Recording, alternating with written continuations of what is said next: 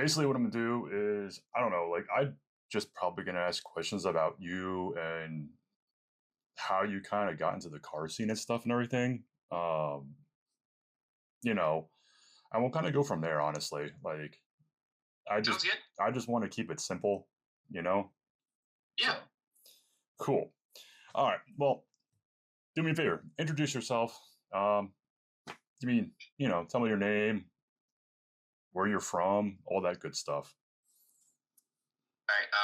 I'm Alexander Gatswitz. I'm from the Pacific Northwest, kind of Eastern Washington area.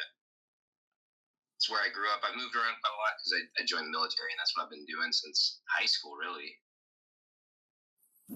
Nice. What? So, like, the military brought you here to South Carolina, basically. Yeah, this will be the second time I came here about 10 years ago, and then they brought me back again. Nice. What do you do in the military? What's your rate or? I'm on submarines. I worked with the electrical generation systems on board nuclear-powered submarines, and then I got picked up to transition from enlisted to officer a couple years ago, and that's why I'm here again. Nice, nice, nice. I had a buddy that was actually a nuke on a sub. So he's actually on San Diego right now, I guess, because of it. But yeah, That's awesome. yeah. I mean, I give you props for doing what you do, man. I could not freaking do it. Like, I don't know if I could sit there and be hundreds of feet underwater and. It's not as bad as people make it sound. I don't know. Like, I'm like, it's like we're being in like an aluminum can, and like I'm like, dude, like anything could happen down there, and if something does, you're kind of just like, I feel like you're SOL. You know what I mean? Like, I don't know. You fix it really fast, or suddenly it's not really your problem No. anymore. Well, I mean, all right. So let's tell everybody what your current car is right now, and give a little insight on that. All right. I have a couple of cars kicking around right now, which is not the way to go when you're in the military and moving around. I bet that's hard. My daily is a 17 Tacoma. I've done the typical things too. It's got like some knobby tires and a winch and a bumper on it. And then my fun car is a '99 Miata that I bought bone stock about 6 or 7 years ago. And it was pretty fun. I wanted to go a little bit faster, so I found a Mazda Speed Miata engine on Craigslist at the time. It was over in like Everett, Washington. So I go and pick up the motor and engine. The guy basically sold me the entire drivetrain because his buddy wrapped his Mazda Speed around the tree and totaled it out. So I had everything. I had the wiring harness and the ECU, the whole turbo engine and transmission and all that good stuff. Put that in my car. I drove that around for a little while, and I realized that I kept losing coolant. I couldn't figure out where it was.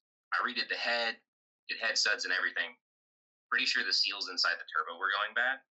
So I was doing some quick car guy math, and to do the turbo right on that engine, you have to redo the whole engine if you want to push anything more than 10 pounds of boost without bending a rod, from what I could find.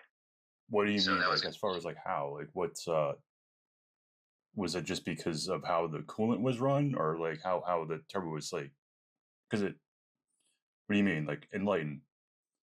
Oh, so I determined the seals in the turbo were bad because they sat around in this guy's house, like in his garage, for a number of years. Okay. Turbo didn't get used; it just sat there. So I kept losing coolant. Couldn't figure out where it was going to. I was pretty sure it was going through the turbo. And then I did some car guy math to figure out how much is it going to cost me to make this into a reliable car with a turbo and the engine that was in it.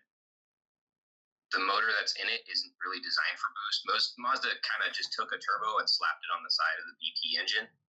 So if you want to put in any good numbers, anything north of 10 pounds or about 200 wheel, you have to do rods and a whole bunch of machining to the motor. Full build kind of thing, almost like, yeah, okay. Yeah. So I did the math, and it was going to end up being about $8,000 for a good turbo and all of the machine work and the rods and pistons to get it to where I want it to be. Mm-hmm. And at the time, I was watching a bunch of YouTube. I still do. There's a lot of really interesting stuff there. Yeah, yeah. And I stumbled across Taylor Ray, who's some drift guy in Florida, and he had an LS swap Miata, and I thought that was the coolest thing ever. So I talked to my wife, and she's like, "Yeah, why not?" So there are a number of companies to go through. I went through V8 Miata or V8 Roadsters, and I put a '98 Z28 drivetrain into my Miata. Nice. Yeah. Yeah. Hell yeah. That's awesome. What do you is it stock right? Like I mean is the engine stock right now?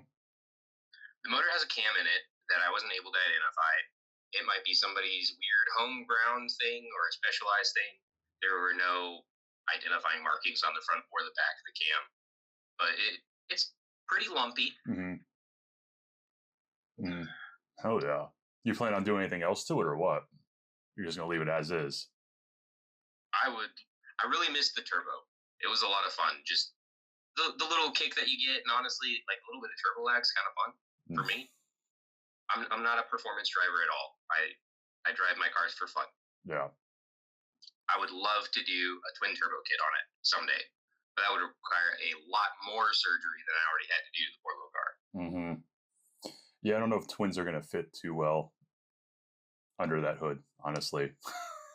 With enough motivation, grinders, welders, I'm pretty sure I could get them to fit in there. It's all time and money, man. It's all time and money. Exactly. Nice. Heck yeah. I mean, do you plan on keeping this for a while or what? Like, you think you're going to keep the Miata for the foreseeable future, or you have any plans for getting something else if you don't keep it? Honestly, over the last couple of weeks, I've been talking about getting rid of it. However, my dad is kind of the one who got me into cars. I'm sure we'll get into that. He's told me that I would forever kick myself if I ever got rid of that car, and he's probably right. Yeah. But if I did get rid of it, I'd probably get. I really like wagons. Mm-hmm. It bums me out that there's only a couple of companies that make like cool wagons anymore. Yeah. And they're predominantly German and extremely expensive. Yeah. Well, I mean, dude, you got the hot hatch wagons. I don't know. I mean, like the small little stuff, but I don't know if I consider them wagons. I guess they're more of like. Yeah. My wife and I were throwing around like the build the family kind of talk recently, and I'm not putting a stroller in a Miata. I mean, it would probably fit, but you don't have room for a car seat. You know what I mean? Like, you can only have like 2 people in a thing. So. Yeah. That's what the parcel tray is for. You just some ratchet straps, it'll all be fine. Wait, put the kid on the back? Is that what you're saying? No, man, that's not like inside the hard top. It's not like in the 30s and 40s when they had the bucket. The bucket seat, the suicide seat, buggy on the dash or whatever. Shit. Yeah. Well, I mean, it's okay. So that brings us to the point of like, how did you get into cars? Like, what was the aha moment like of like, yeah, this is gonna be my downfall or my thing that I'm gonna hobby that I'm gonna have for the rest of my life? Like, what was that epiphany moment for you? Definitely my dad. So my first memory was of kind of like getting into cars was it was the middle of winter in the Pacific Northwest, and my dad was having a shop built. I was probably 3 or 4 at the time, so I didn't really remember a whole lot before that. And I remember it getting done and going in and turning on the lights, and he's got all of his random cars in there. But last time I was hanging out with him, we did a little bit of math, and he's up over the 50 car range. It's nothing crazy. There's no Ferraris or Maseratis or $500,000 cars. It's just random weird things that he gets his hands on. Like random cool stuff, like classics, kind of stuff like that.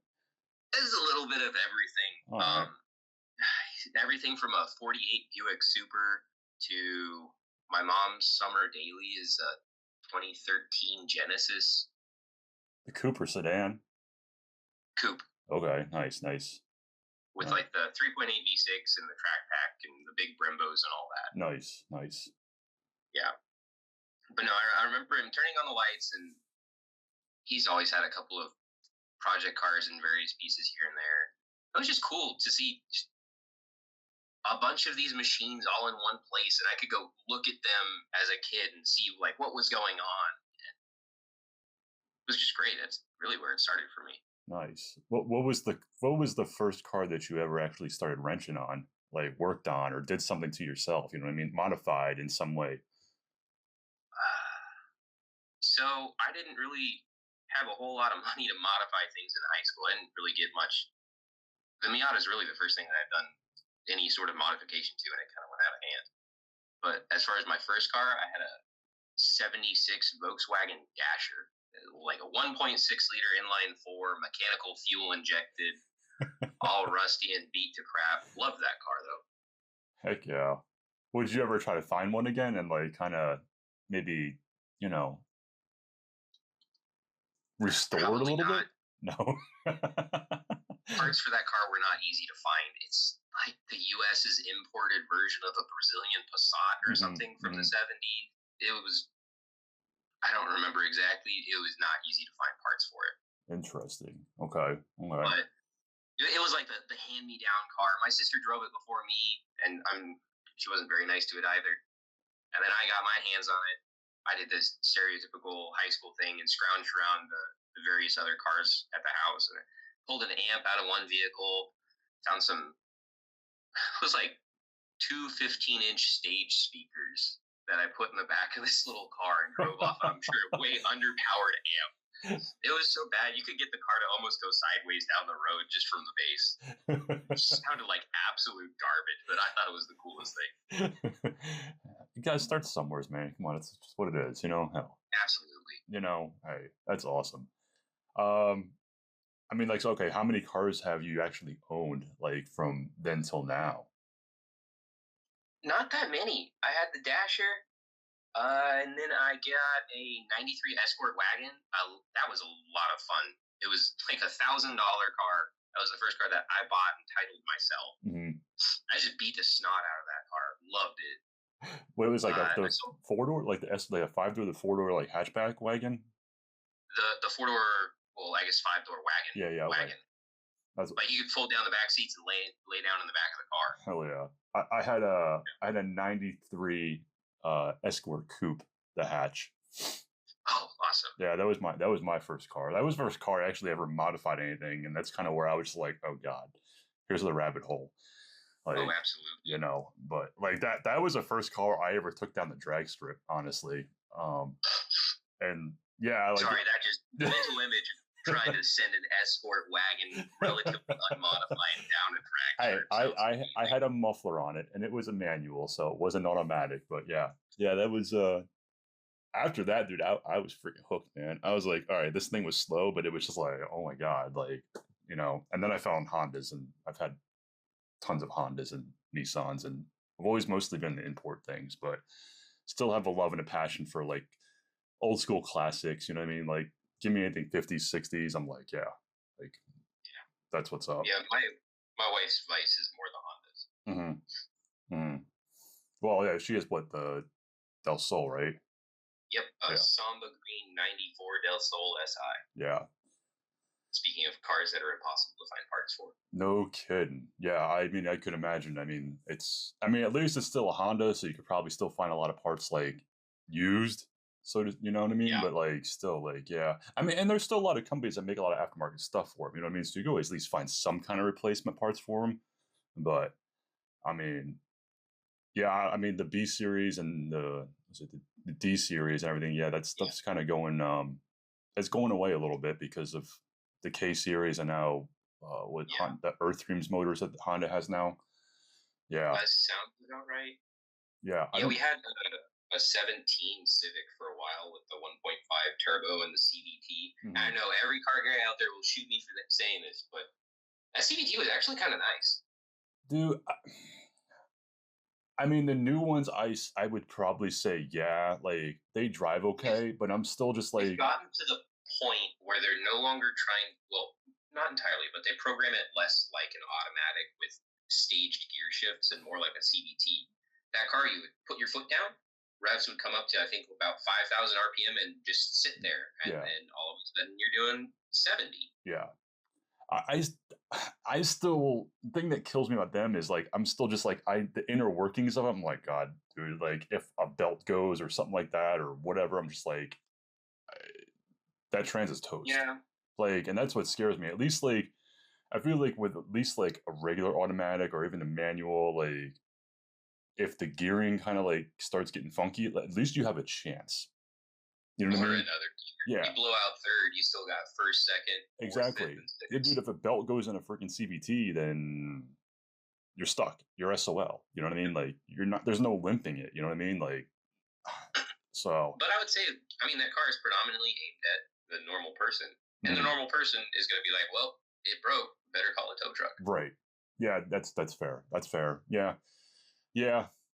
And I mean, yeah, I don't know. Looking at it from like the car guy's perspective, I guess it's different because like most people are just like, all right, whatever. You know what I mean?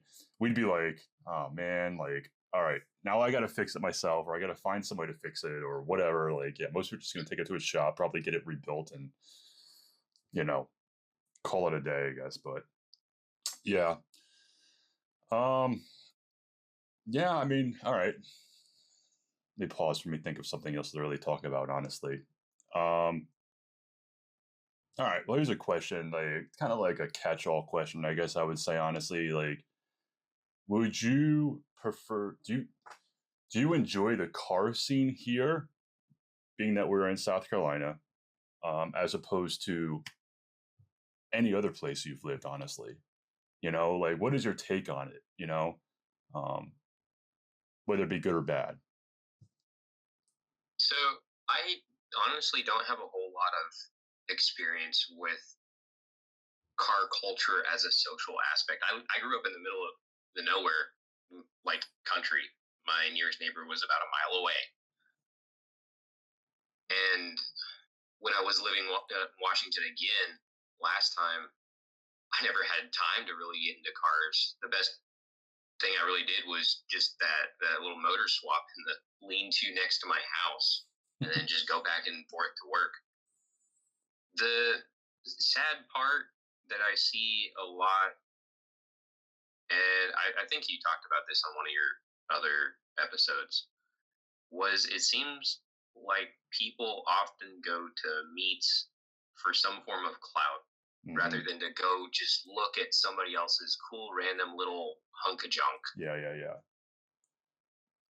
Yeah, I mean, And hearing about people who got to experience that, it sounds like it's awesome. And I'm sure not every single meet forever ago was amazing. I'm sure there were still stupid people doing stupid things.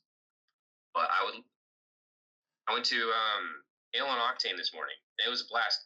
There was this guy that kind of like ran over as soon as I pulled up. He's like, "That's not a Miata motor, is it?" No, and I just stood there and talked to this guy 15, 20 minutes about various Miata things. see, And that was great. that's and let's see that's the thing that I love about the car scene too, is like I don't care, like, yeah, you have the freaking douchebags that are just gonna be, yeah, like you said, they do it for clout. Like they'll do stupid stuff because like, oh, so my friend's recording this, like I'm gonna go do something, I'm gonna post it on my TikTok or Instagram and be like, people are gonna watch it because I was being dumb. I'm gonna get the views from it. But you know what I mean? It's just like I'm like, I hate that kind of stuff. But it's like people like that you come into contact with that have like a genuine like love and passion, like be it for whatever, man. Like, dude, that dude probably didn't even, you know, he might not even really like Miatas, but just the fact that you had a V8 and he was like, oh, that's freaking cool. You know what I mean? Like, you just shoot the shit for, a few minutes. You know what I mean? That's what I love about it. You know what I mean? But like, yeah, every once in a while you run into that, and I think that's what makes it worth it. You know what I mean? Yeah. So And there's also like different sort of little communities inside car culture too. You've got people that have done all of the work themselves. Like I prefer to do the work on my car myself, not because I know that it's going to come out great. I break stuff all the time. yeah. You go for that test drive, you're like, did I remember Did I tighten that bolt? Is it gonna fall off? Did I tighten that wheel? Did I? Exactly.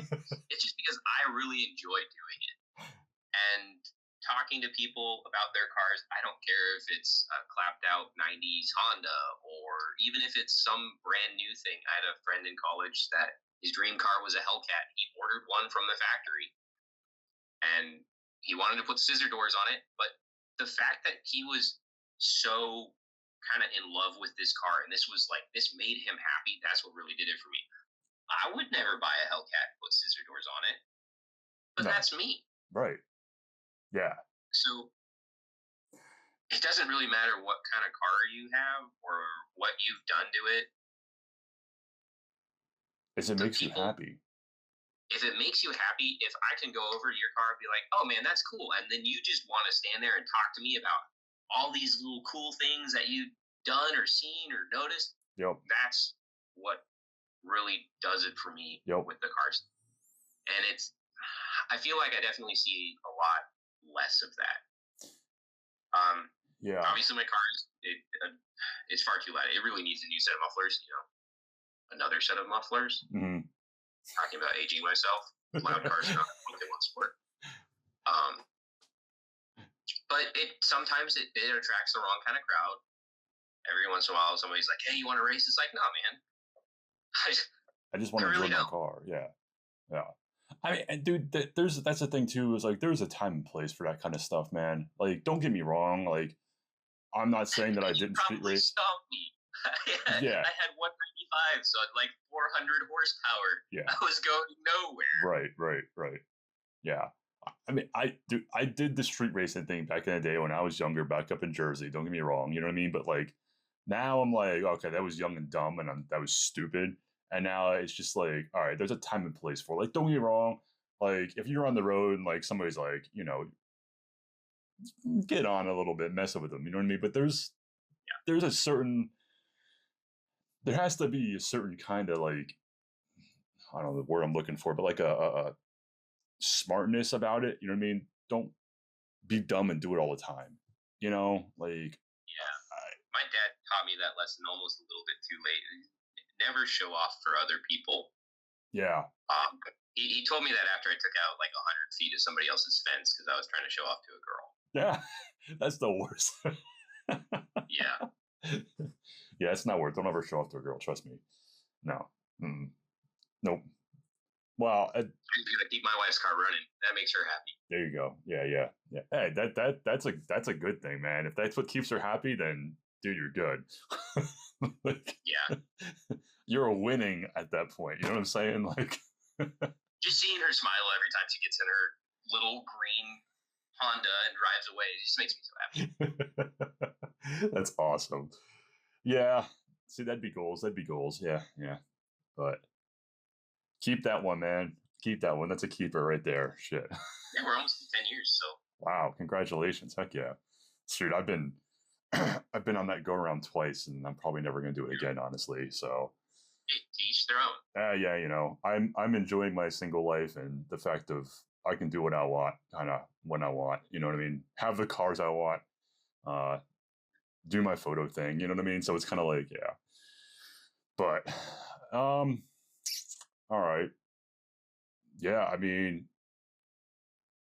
I mean, I think I've already kind of asked that. Like, well, do you ever see yourself like tracking your Miata? Like, would you ever take it to like Roebling Road or something like that, or take it on a road trip to, you got the truck. I mean, heck, you could get a trailer and tow that thing to a track someday and go have fun with it. Especially like, I mean, get yourself a little bit wider tires and be something a little stickier, and you could probably a blast in that thing on a track, man. Like, It needs a little bit of cooling, sorting out to make sure it's really good for a track. We went to Miata's on the Gap 2 years ago. It's a kind of like a giant car meet specifically for Miatas at the Tail of the Dragon. That was an absolute blast. did it overheat or what? Was it just getting a little too toasty or what? Yeah, it gets pretty hot. But I have some fans in it that are not pulling as much as they should be. Okay. But that was a lot of fun, and that was really good car culture vibes for me. I haven't taken it to a track because I don't fit in it like that. I cannot put a helmet on. Oh wow. Is it you a hard top? I don't. Is it a I have a hard top, yeah. okay? Okay. But even if I had a roll bar, I wouldn't be able to pass a little broomstick test with a helmet on. Oh wow. I got a long torso. Is it the? I mean, you think you can drop the seat or anything in it a little bit? Like, is it just because like the rails for the seat are too high? Like, or just have normal Miata seats? You actually have like a bucket or something in there. I have normal Miata seats right now. I've been looking into some stuff. I need to find somebody who's done some specific modifications to theirs to see if it'll work for mine. So there's a company that makes a floor drop kit, but I don't really have the time to do that right now.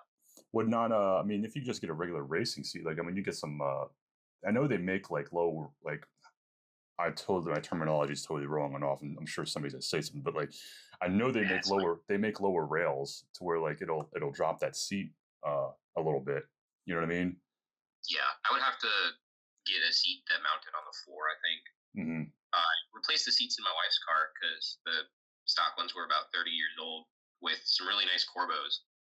But the problem is that it actually makes you higher up because the stock seats have kind of a little dome in the bottom of them, so they sink down below the mounts, and the Okay. Corbos are just flat bottoms.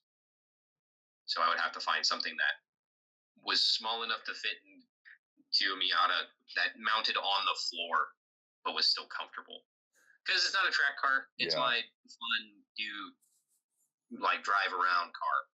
Yeah, that's a fine line that you're gonna cross right there. If you do that, then you're just like then you're going down the rabbit hole. You're like, well, I already did this. Might as well do this. Then you're like, well, shoot, I guess I gotta do this now. And yeah, I could mount one of those really nice, like Kirky aluminum drag seats in it, but yeah, I wouldn't want to drive it to no, work. you're not gonna want to diddly that. That's for sure. Hell no. No, you'd be like your butt would be numb by the time you got like 10 minutes down the road. Yeah. Yeah. Also, I really like how my car looks. It looks stock, which just makes it that much better. Yeah.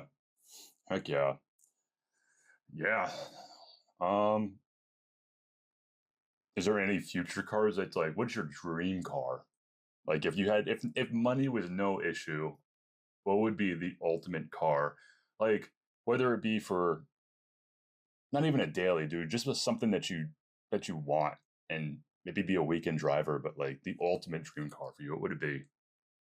There are just so many answers to that question. That's how you know you're a true car guy. Some days I would love to have a real or even a fake AC Cobra. I think they look so cool. Just the giant open mouth on them, and they don't have a top at all to speak of. Just the window, the windshield. Yeah. I love how those look. I also really like how the E63 AMG wagons. I like those, and I'm sure that would be comfy. Yeah. It's also a $130,000 car. Yeah, but that'd be a nice daily, man. Like you could drive that beat on it and be like, oh, I'm just gonna cruise, or you feel like just I'd be worried to beat on a $130,000 car. Yeah, but money would be no issue, so it wouldn't matter. All right, that's fair. You know? That's fair. In that case, I think I would actually like the new. What is the new Audi wagon? Is the RS7? Yeah. I really like how those look too. Dude, I've always had a soft spot for those cars, dude. Like I don't know what it is. Like they just maybe it's because of the fact that like we didn't really get them in the States here. Well, we never got them in the States here until recently, I guess, right? It's the Avant. Yeah, it typically comes in a red. Yeah, I think. Yeah. Beautiful cars. Mm-hmm. No, it seems like we skipped past the wagons in the States and just went straight to SUVs, unfortunately. Oh, it's what manufacturers thought that we wanted over here. But I'm hoping that they're seeing the light. I think people want wagons. You know what I mean? I just think that we want something sporty, but like we want the space. You know what I mean? And I think that's why SUVs and trucks are so big over here because we don't get offered a lot of wagons. You know. Don't get me wrong. I love my little Tacoma. Yeah. I've always had a soft spot for Tacomas, and I've always kind of like either want a Tacoma or like I love the 4Runners too. Like, like they're just expensive. I'm just like I don't know. They're overpriced for what they are. Put it that way. You know what I mean? Buying one brand new at this point. Yeah. No, I got lucky accidentally with mine. We were supposed to move across the country in a week or two, and I had a Subaru Outback wagon. And it just started knocking like there was somebody trying to put nails out the sides of the engine. Dang. So I was looking at random vehicles because we needed two vehicles, and my wife told me to get what I wanted, and I had always wanted a little Toyota pickup, like especially growing up in the country, like that was one of the cool cars. I always wanted one, so we were fortunate enough to be able to go get one. Heck yeah. Well, all right, man. Time is about up for this. I appreciate it. Thank you for coming on and chatting, and you know, being the first guinea pig of these interviews. I really appreciate it. Um, and yeah, Absolutely, thanks it for was sharing your great. stories. And you're, Anytime. all right, man. All right, take it easy. Thanks again. I appreciate it. Have a good one, man. Take it easy. Bye. Bye. All right, guys, that was the episode. I appreciate you all for listening. Um, again, I'm looking for the interviews. If anybody else wants to be on, let me know. Hit me up, and I look forward to talking with anybody else that wants to be on there. But thanks for listening to Garage, and I'll catch you guys in the next episode. Peace.